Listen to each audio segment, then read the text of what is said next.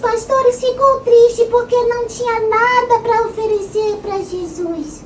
Mas depois ele descobriu que ele tinha algo muito precioso para oferecer para o nosso Salvador. E ele cantou assim: um pastorzinho